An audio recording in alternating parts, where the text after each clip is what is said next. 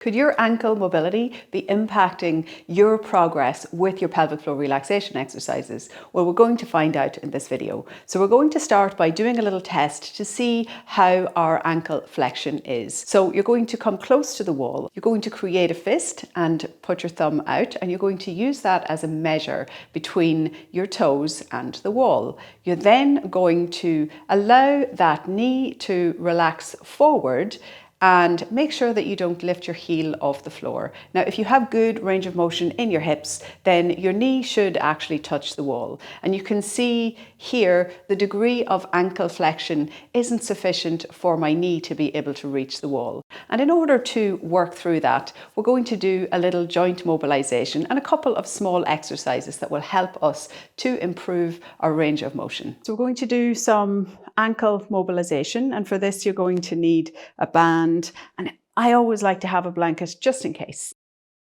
So we're going to put the band around something that isn't moving. So you're going to pull against it, so it's really important that whatever you connect to is very stable. And then when we take the band around the foot, it's really important that the band is on the talus bone, which is here at the front. You don't want the band to be up on the ankle. It needs to be down here. So it should be below the ankle joint. So make sure that you take it there, and then you're going to step that knee forward. You can place a blanket under the back knee if you want, just for a little comfort. And then you're just going to gently keep the heel down and keep sending the knee forward. You shouldn't feel any pinching. So if you felt some pinching, just don't push too much. Very gentle. Feel into your body as you do this.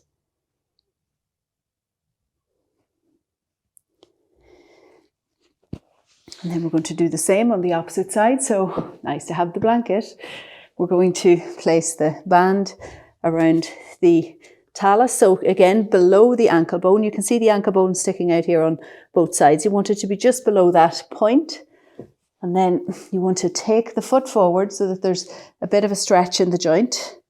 And then you want to just reach the knee forward. This is my stiff side.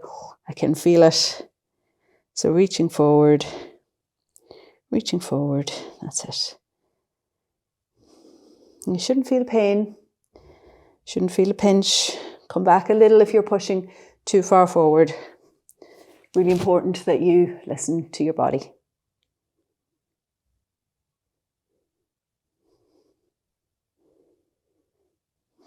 Now, coming back to the opposite side.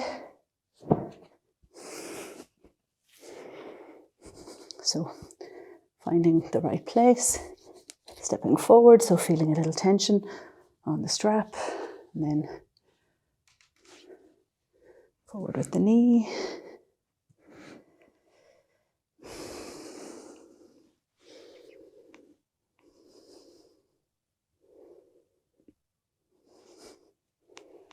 Okay, do the opposite side.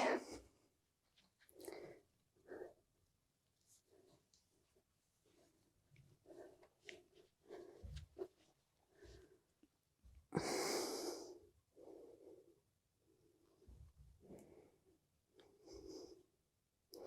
sure you breathe as you do this. It's very easy for us to stop breathing when we're trying to do things that are a little challenging.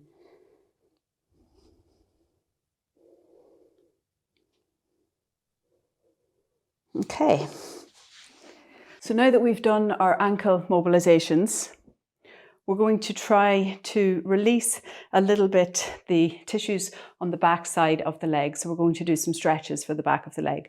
For this, it's very good to have a little block or something to step the foot up onto.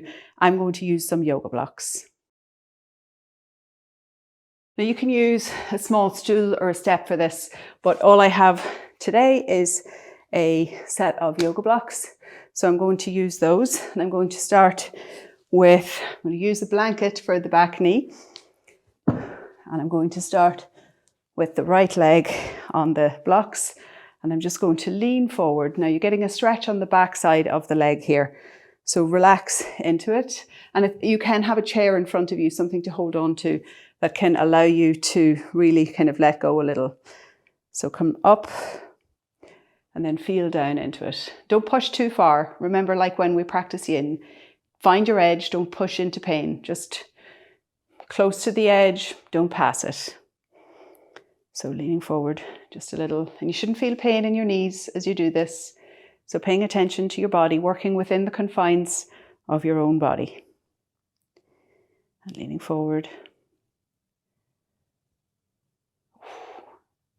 And you know, if this is the right stretch for you, it's going to feel good. This feels really good for me. This is my tight side. So it'll be interesting now to see what sort of improvement we've made with this. Coming back and coming forward. So really feeling yourself just relaxing into this, allowing the stretch. Just make sure that that back heel isn't lifting off the ground as you do it. And make sure the back knee is comfortable as well. So blanket under the back knee, great idea. Okay, going to swap to the other side. So I take this one under the back knee. I'll put the foot up on the blocks and then just allow that stretch. And I'm much more flexible on this side. I can already feel it's very substantially different, the sensation on this side. So you probably notice this as well within your own body. We tend not to be completely evenly balanced. So there tends to be a disparity between one side and another. And this really can impact on your pelvic floor progress when you're trying to relax, because when you do, for example, the yoga squat, it's really important that you have good length in the back of the muscles on the back of your leg, really good ankle flexibility. So your dorsiflexion has to be optimal to allow you to get your heels to the floor. And even though we can do things to kind of help us and support us when we don't have the full range of motion, working towards full range of motion is really a gift to yourself, because it will make a bigger difference in the long run. If you can get all of the tissues to have a really good length tension relationship, then your pelvic floor will feel a lot healthier and will be less likely to go back into a hypertonic state. Can we just do one more? And then we're going to do this again on the opposite side. So swapping the blocks, swapping the blanket, coming the foot up onto the blocks, and it should be in line with the hip. You don't want to be taking it out to the side. Like when you're doing this, your knee is traveling over your third and fourth toe. So you're not going out to the side or in. You want to just keep the leg kind of parallel as you do this. Oof. It's quite tight on this side. I can really feel it. Although I do feel like it has opened a little. How are you feeling? Is this working for you? That's the big question. We have to kind of meet what we find in our bodies each day. We don't always find the same thing. Even within one round of exercise, you can find that things change quite dramatically. But meet whatever you find today. And tomorrow you might feel something different, but just work with the body that you find yourself in right now. So really allowing yourself to relax into this. It's not quite a yin position. This is a little more active than our yin, but it is a nice juicy stretch at the same time. Let's just do one more. The really nice thing about these exercises, if you are lifting weights, if you're going to the gym, this will help quite substantially with your squat form. Okay, so let's do just this one last round on this side. So coming forward. And again.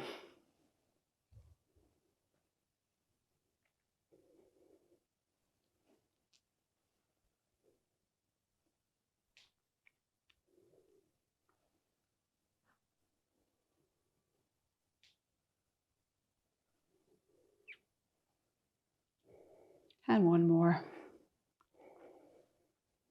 Letting go into this nice and relaxed. Okay.